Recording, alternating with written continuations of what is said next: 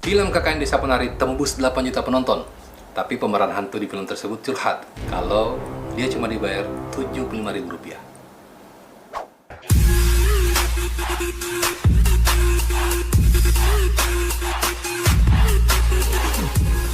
Halo, balik lagi sama gua Arman Busan. Rasanya udah lama banget ya gua nggak bikin konten kayak gini. Dan barusan ada trigger untuk gua bikin konten semacam ini lagi. Salah satunya adalah ya film KKN Desa Penari. Sebelum kita lanjut di pembahasan, gue mau kasih aplaus dulu nih buat film KKN Desa Penari. Buat PH-nya, buat produsernya, buat sutradaranya, buat pemainnya, buat penulisnya, buat semua krunya yang terlibat di dalam film KKN Desa Penari. Karena KKN Desa Penari ini sudah tembus di angka 8 juta penonton. Nah, 8 juta penonton ini merupakan rekor bahwa mereka adalah film paling laris di Indonesia. Sudah melewati pencapaian dari film Warkop DKI Reborn dan Dilan. Dari 8 juta penonton, kira-kira berapa pendapatan produsernya atau PH-nya? Sependek pengetahuan gue, produser atau PH itu mendapatkan Rp15.000 dari pembagian harga tiket. So, dari 8 juta penonton dikali Rp15.000, kira-kira berapa? Lebih dari 100 miliar. Itu pendapatan kotor. Kira-kira bersihnya gimana?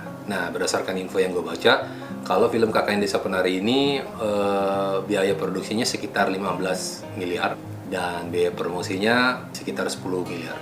Jadi total 25 M untuk satu buah film. Dari total pendapatan kotor dikurangi dengan biaya produksi dan promosi, ya sekitar 95 miliar. Oke, kita kembali ke topik pembicaraan. Bahwa ada salah seorang pemeran hantu di film KKN Desa Penari yang curhat kalau dia dibayar Rp75.000. Berita ini kemudian mengundang berbagai macam reaksi netizen. Ada yang bilang kalau bayarannya terlalu kecil, atau udah cocok kok. Atau ada juga yang bilang, wah filmnya kan udah untung banyak, harusnya PH-nya nyari nih orang-orang yang peran-perannya kecil, yang figuran-figuran yang udah bantu film ini terus dikasih bonus. Apakah emang harus seperti itu? Jadi gini, bayaran Rp75.000 itu tidak bisa serta-merta kita nilai itu besar atau kecil. Kita harus lihat dulu tuh dari beberapa poin. Buat disclaimer, gue juga pernah menjadi seorang ekstras atau figuran 10 tahun lalu lah. Jadi gue pernah ngerasain ada di situ. Terus 3 tahun terakhir ini juga gue pernah terlibat di dalam sebuah produksi film. Jadi sedikit banyaknya gue tahu lah. Poin yang pertama, masalah bayaran Rp75.000 ini ditinjau dari statusnya sebagai pemain. Menurut gua, si bapak ini waktu menjadi pemeran hantu, statusnya adalah sebagai pemain figuran atau biasa disebut dengan ekstras kalau di dunia film. Apa itu figuran? Apa itu ekstras?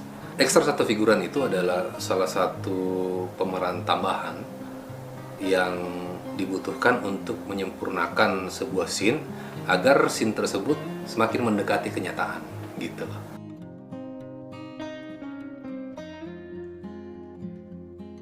Nah, gue kasih contoh aja nih. Ekstras itu kayak gini nih. Misalnya di sebuah scene di kampus tuh. Nah, biasanya kan ada pemeran utamanya, terus di situ juga ada pemeran pembantu. Kadang juga ada yang cuman ngomong-ngomong 1-2 kata gitu. Nah, di samping itu ada pemeran-pemeran yang lu lihat yang ada di belakang-belakang pemeran utama tuh, yang duduk-duduk, yang crossing, yang lewat-lewat di kampus, yang kelihatannya lagi berdiri-berdiri doang, ngobrol di belakang, kelihatannya awar-awar doang, blur gitu loh. Tapi mereka tetap dibutuhkan keberadaannya karena itu akan menyempurnakan sebuah scene di kampus. Sekarang lu udah pada tahu kan apa itu ekstras? Nah, ekstras ini lagi Pak, Bro, Bu, ini terbagi-bagi lagi nih. Ada yang kelas C, ada yang kelas B, dan ada yang kelas A. Dari mana penentuan ekstras kelas A, B, dan C ini? Patokannya adalah look-nya, penampilannya, face-nya gitu. Mungkin terdengar diskriminatif gitu. Kok membeda-bedakan kelas berdasarkan look gitu, penampilan. Ya mau gimana lagi, memang seperti itu adanya gitu loh.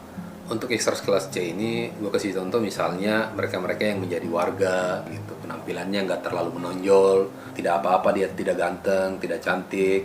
Kalau kita kasih angka misalnya, mereka yang look-nya 6 sampai 6,5 gitu. Terus yang kelas B, yang looknya atau penampilannya kalau kita kasih nilai mungkin di angka 7, di angka 8, kira-kira kayak gitu. Terus ada juga yang kelas A yang looknya atau penampilannya 8,5, 9, 9,5. Sebagai figuran atau sebagai ekstras, mereka ini dibayar berdasarkan kelasnya.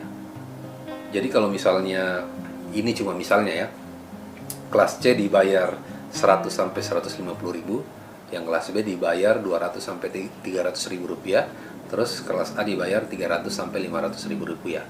Sekali lagi gue tekanin, di sini kita bicara soal extras atau figuran ya, bukan talent atau orang-orang yang mendapatkan peran atau dialog di sebuah film atau sinetron. Karena kalau lo talent yang dapat peran, itu bisa saja tanda kutip tidak cantik atau tidak ganteng, tapi karena dia dapat peran, bayarannya yang melebihi yang ekstras kelas A tadi yang boleh dibilang ganteng atau cantik itu. Kembali lagi soal bayaran. Kalau pada akhirnya beliau yang menjadi hantu di film KKN Desa Penari ini dibayar 75.000 rupiah, ya menurut gue bisa jadi masuk akal aja gitu loh. Kenapa? Karena si bapak ini itu dia jadi ekstras, dia jadi figuran. Meskipun dia jadi hantu, dia itu bukan hantu utama gitu loh. Bukan pemeran utama yang jadi hantu gitu. Hantu tapi ekstras gitu. Sekarang kita masuk di poin yang kedua. Bayaran 75.000 ditinjau dari dealnya, akadnya gitu loh. Flashback dikit, 10 tahun lalu itu gue juga pernah jadi ekstras atau figuran. Gue pernah dibayar kok 40.000, 50.000 gitu di sinetron. Terus kalau di film tuh kadang 75.000, 100.000, 125, 150. Ya tergantung lagi apa proyeknya, karena kadang-kadang setiap proyek budgetnya juga tuh beda-beda.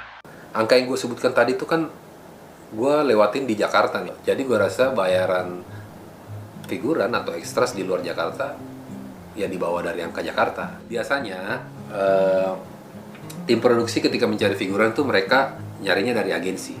Agensi inilah yang kemudian mencari figuran-figuran sesuai kebutuhan yang diminta oleh tim casting atau talent koordinator atau astradanya berdasarkan kebutuhan scene perharinya. Nah, kebetulan berdasarkan berita yang gue baca, si bapak ini ternyata juga ikut jaga.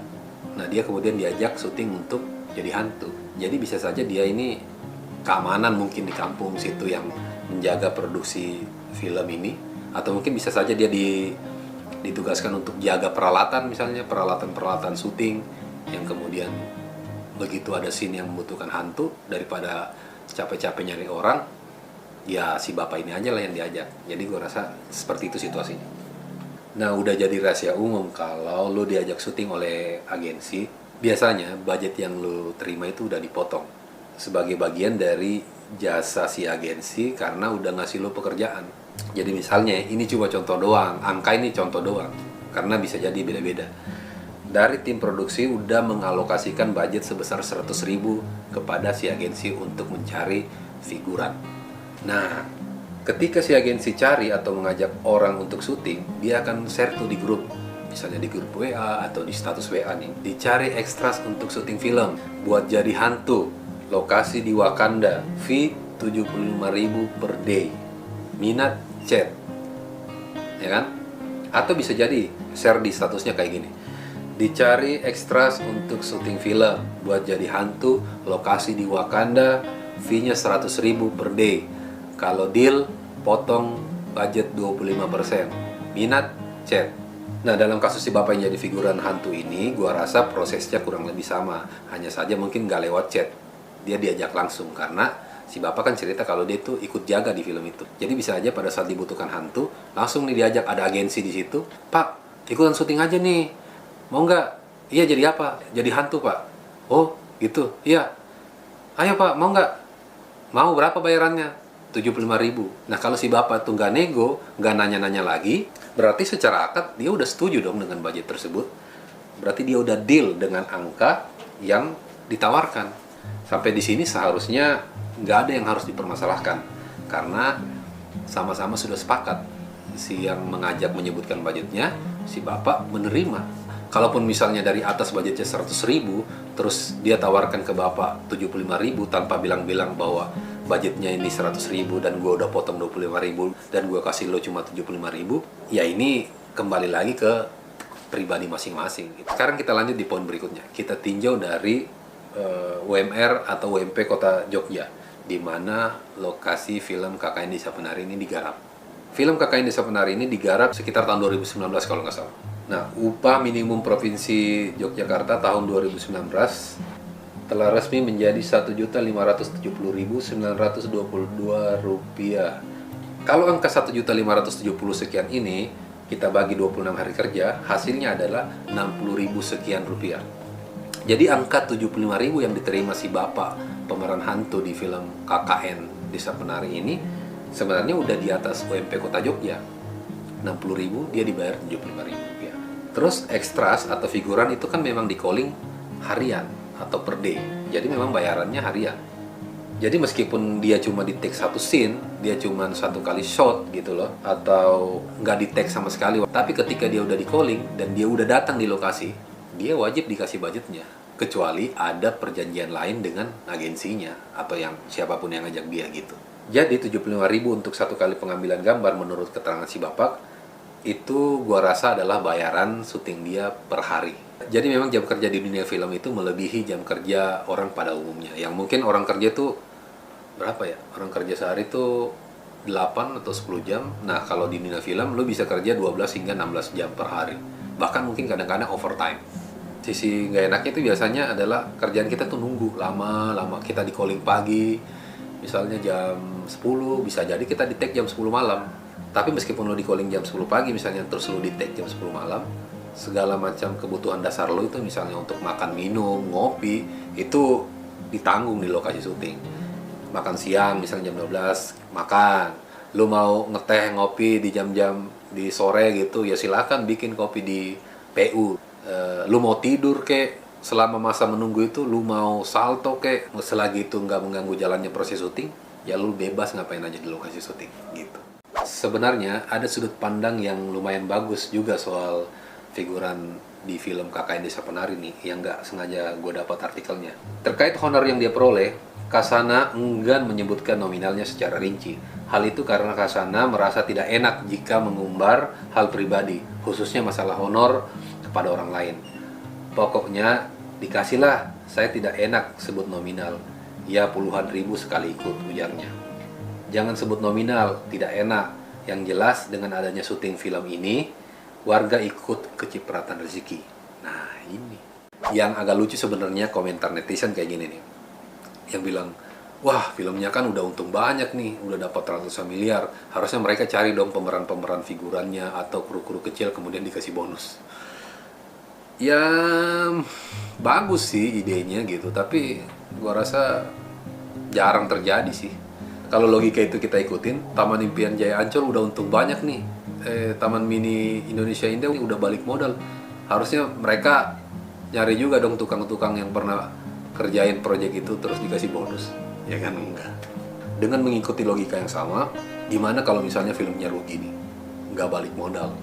Mau nggak nih orang-orang ini bilang bahwa wah harusnya pemain-pemain figurannya yang pemeran-pemeran kecil ini balikin lagi duitnya ke PH-nya, kan kasihan mereka udah rugi. So sekali lagi budget 75.000 ini tidak bisa serta-merta kita nilai dari satu sudut pandang aja. Ada beberapa poin yang harus kita nilai dan kembali lagi semua tergantung dealnya, kesepakatannya gimana dan rasa syukur yang kita punya.